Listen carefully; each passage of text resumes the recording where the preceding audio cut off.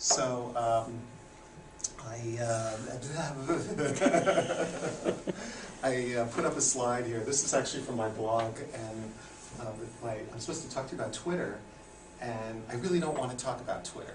So, but it sort of is about Twitter, but I really want to talk about teaching and process and just some of the thoughts that I've had recently about changes in my teaching, and throw that card up in the air and see what y'all think.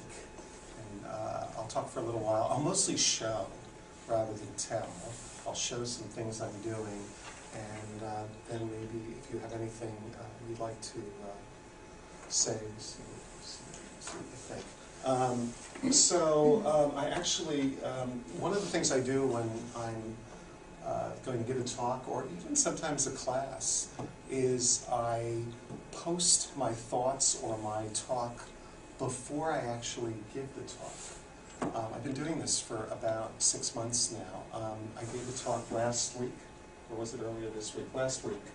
You know, the whole hate graffiti thing on campus. Mm-hmm. And so, you know, someone asks you to talk, and it's like, oh my gosh, I've got to put my thoughts together about this. And one of the things I've been doing is using my blog to just organize some thoughts. I remember years ago when I first started blogging, and someone said, well, you're just putting out your incomplete, stupid thoughts. You know, this is just preliminary, incomplete. This is not academic. And I said, and I had to think about it. I said, yeah, that's exactly what I'm doing. I'm putting out my incomplete, preliminary thoughts, and that in that way, not only can I start to chew on it, but other people can start to chew on it and talk to me about my ideas for, say, giving a talk or a class or a research idea. And I start to get feedback from students, from friends, from other people in other countries, you know. And in that way, you know, I recognize that my ideas are not just occurring in this bubble, but in a vacuum, but that there are all sorts of other forces that are shaping what I think. So this is just, I started to toss out some of my ideas about the graffiti panel. I think I blogged that today. Yeah, just, you know, it was like that morning I threw together some ideas, because you have to organize your thoughts somehow. I'm curious how other people start to do that. So I knew I had to do this thing today on Twitter. So a couple days ago I started to throw some ideas out about Twitter. What do I want to say? And so I blog it. And then my students see my blog. Other people who follow my blog see my thoughts, and get some feedback and more ideas, and that's kind of cool. And in the last couple of days I've gotten a number of ideas, and the conversation shifts. And actually, the conversation shifted completely away from Twitter to ideas. And I think as people who teach, and I know everyone in this room, and you're all teachers, and that really what we care about are ideas. That's what we're interested in. And yet there are all these pressures from the outside to change what education is that we're all worried about. You know, turning college into an elementary school or something, you know, these pressures we hear about. But really, we're interested in ideas.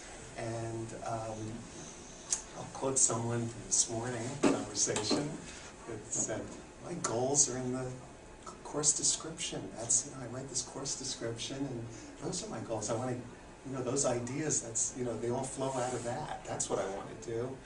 Why do they want me to write goals again in this sort of funny way? Anyway, what I really care about is ideas related to this semester abnormal psychology and autism. I'm teaching an autism seminar. I'm teaching 2 sections of abnormal psychology. All of my students are using Twitter. And so what I ask them to do is twice a week, I'd like them to tweet something related to the course material. It can be tangentially related, just some idea. You can link us to some material that you've discovered. let's see what happens. This is an experiment, right? Actually did it last semester too, but I didn't require it last semester. And so, one other thing before I show you the tweets is that the other thing I do is, so I have to talk about something, is I just start typing different ideas, and I even went to Peggy's office yesterday. I said, the secret revolution, and I'm just like obsessing about the title of the meetings, and I'm like, why is it secret, you know? And I'm like, and of course I started free associating Peggy, wondering why it's the secret. What's so revolutionary about being interested in ideas? And of course I thought of John Lennon's song, and I thought, I got to go back and look at the lyrics of John Lennon's music. I didn't, we all know you say you want a revolution, but do you really remember that? You say you got a real solution. Well, we'd all love to see the plan. You ask me for a contribution. Well, we're doing what we can. And, then there's that whole, but don't do this in a hateful or bad way. And somehow that resonated with me. It's going to be all right, Larry. It's going to be all right, all right, all right, all right, all right. I worry, though. And I started this thing, I'm going to talk about how I've been blogging for 10 years, and then I thought, who cares? That's not relevant. I start to work through, what is it that I really want to talk about? Ideas. I keep coming back to that. And so, okay, let me stop and show you the tweets. What's going on? And as I show you this, keep in mind that this is happening continuously, right? The students hopefully, hopefully Friday, hopefully every day, 7 days a week, the tweets are rolling, right? What they're thinking about related to class. So we'll go to Twitter. You all familiar with Twitter? 140 characters and... That's so tough for me. Yes, when you don't have a good language, it's hard to get confined, and it takes me longer to get there. You have to learn from 15, you have to have a 16-year-old daughter to show you how to squeeze words down. Yeah, I've never been good at it.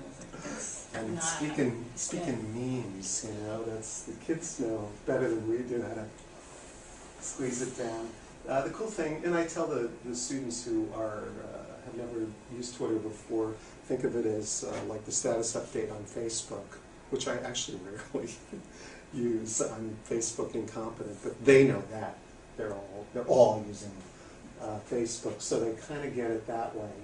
And then as they start to tweet, they get that they can make a link. This is actually a link that's been shortened using a bit string, so that you can fit it into the 140 characters. If your link is too long, you can shrink your URL. And they eventually catch on to those things. They also catch on to the hashtag. The hashtag, and they're learning that by using Instagram on their phones and stuff like that, so that it's not too foreign to them. But we have a hashtag for my classes, right? Meaning that all of the tweets are going to pile up in one place. Now, the cool thing about this is that not only do they pile up there, but they pile up in other places that I'm not going to see them, where people who are not even in the class are going to see them. And that's a cool thing, when people outside of the class start to see what we're doing and start to contribute ideas into the conversation. Oh, there's somebody Peter Strifolino Peter Strifolino's actually Paul Strifolino's who runs the Student Center. He's an artist living in New York, not a student here. So let's go to KSC Abnormal. This is my abnormal psych class, and you'll see what's going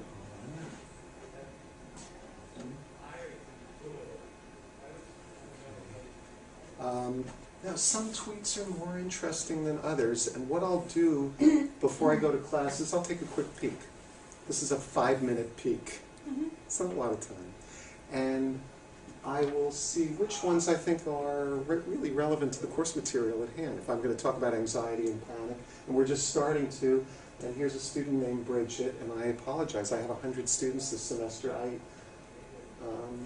I don't really remember who Bridget is, but Bridget has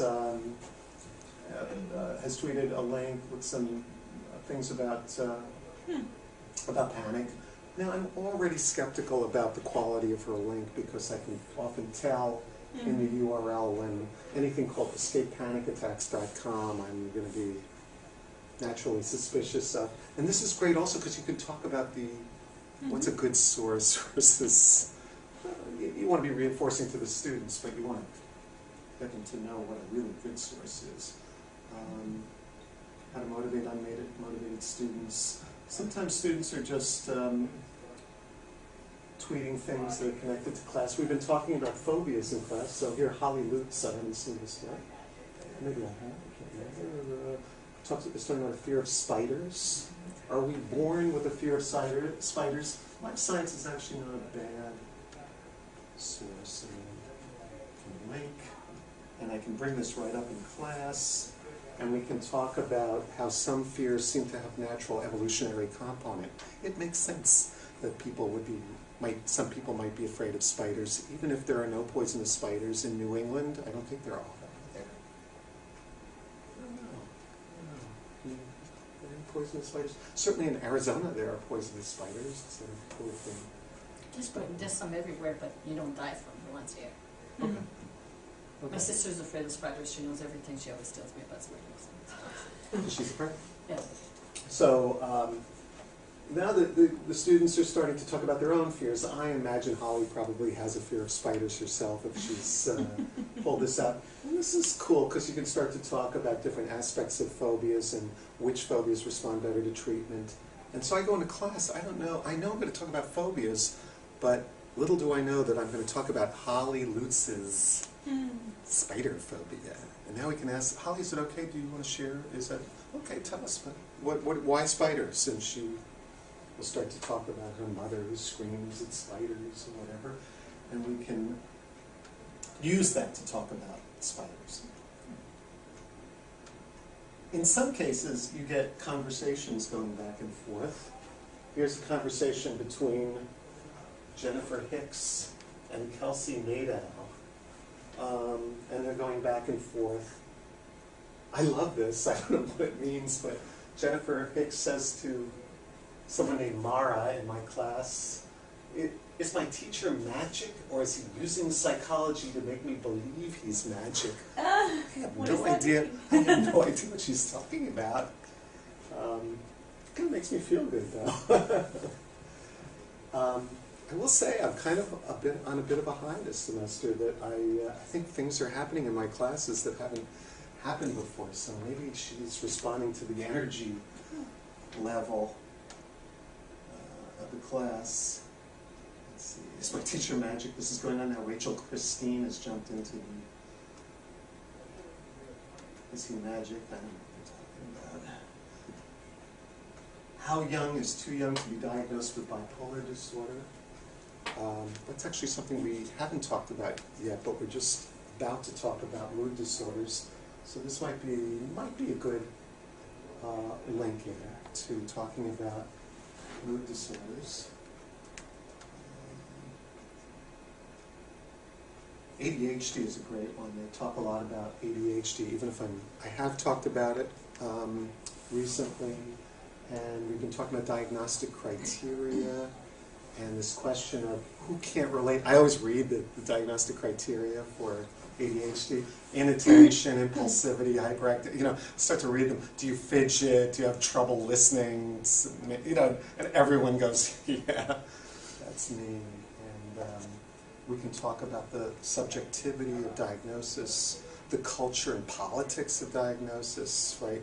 Why are we drawing the line right here instead of here? It's being decided by committees of people who are making some somewhat subjective decisions, and all of that just springs out of these tweets.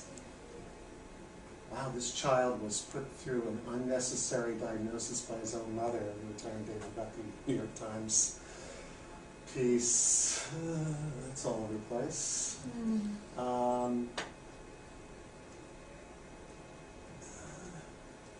Let's see what else they Oh say. dear, Emma's internship. Where's that? I know some of your students. Oh, cool. New internship at Cheshire County Jail, interviewing all the crazy inmates. Lovely. Lovely. Ah. Lovely, right? I can tell you, Peggy, it gets a lot worse. And this is where, we have to talk to our students about leaving their digital footprint. They still don't get it. They don't get it. And I almost feel like I'm setting them up for, in some ways, for more trouble.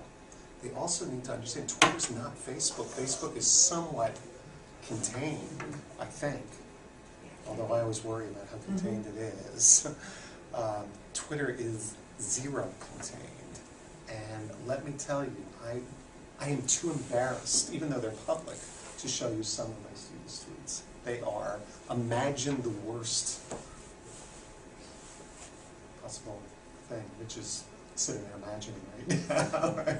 It's so bad that I pulled a student to the side yesterday and I said, hey, this is up to you, man, but you want to go to you told me you want to get a PhD in clinical psychology one day. Do you think someone's not going to Google your name and they're going to find this and or a job, or you have to really watch your digital footprint, and it's awful. It's huge. It may even make some of you not want to do it,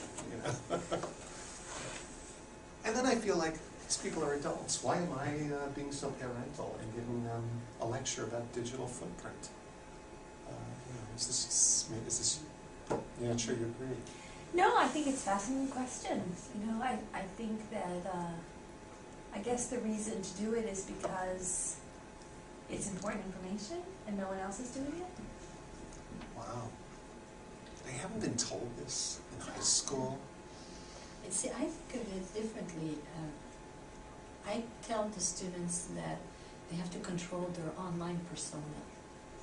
So it's not just about the digital footprint and just, showing a picture of them being drunk, but it's actually more, once you move on to the professional identity, what is it that you want to present out there? So it's almost like by design, so I approach it that way.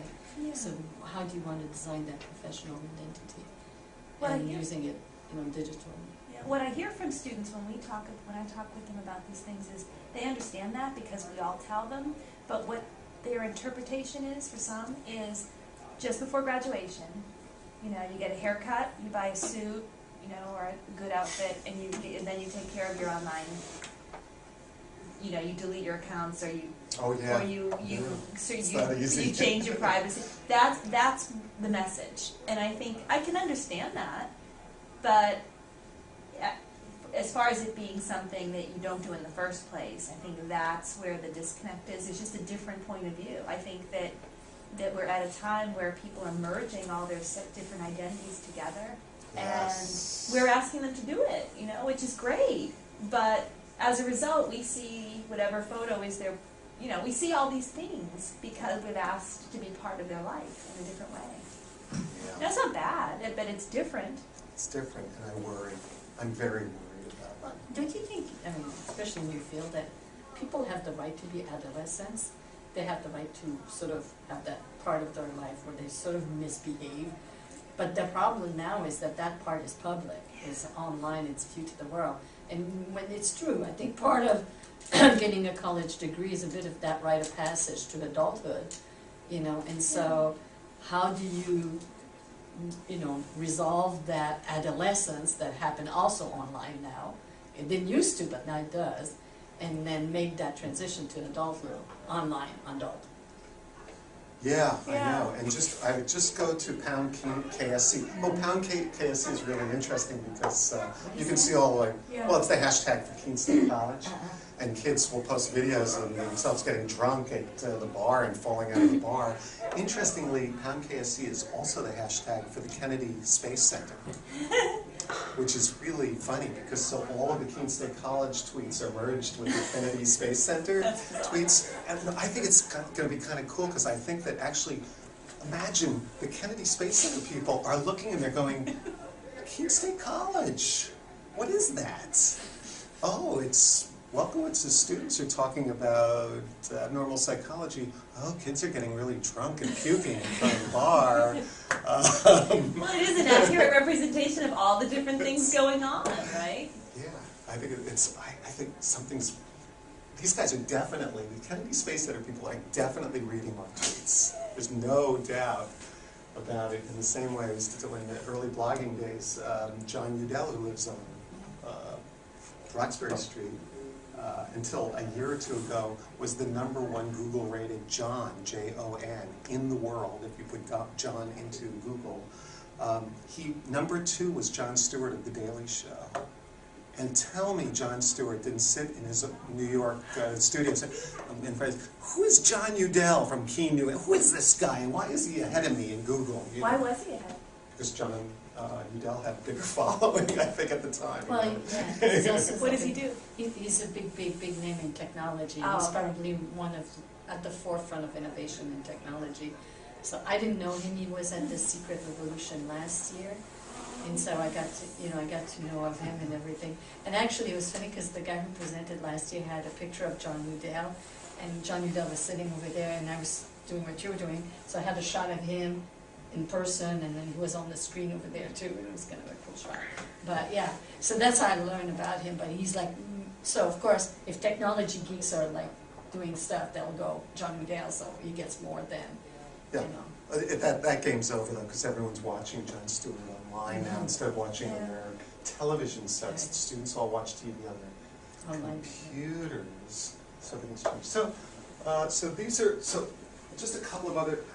Where am I? It's how many You more? have another 5 minutes. Okay, just a couple of other cool things that can happen.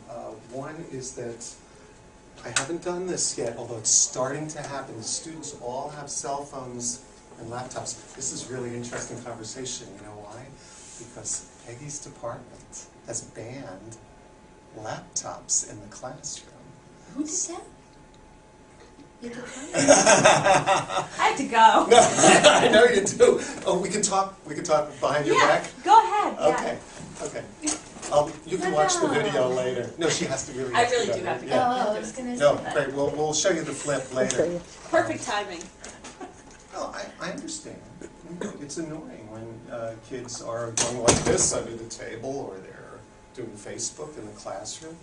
No, I understand the frustration, but here's an idea for Peggy when she watches the video, is that maybe there could be specified times during the class where you actually ask the students to pull their phones out and their laptops out, and let's take 5 minutes to tweet your reactions to some of the material that's being covered right now. And now you've got this on the big screen in the classroom. They'll scroll, right?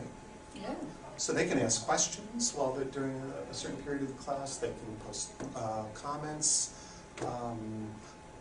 links to things that they've been reading that might be relevant right there, right now in the classroom. And so the whole classroom then becomes this kind of involved place, and you can shift gears to talk about that. I just want to say one of the things I've been doing in class is I've been posting my lectures before the kids go to class.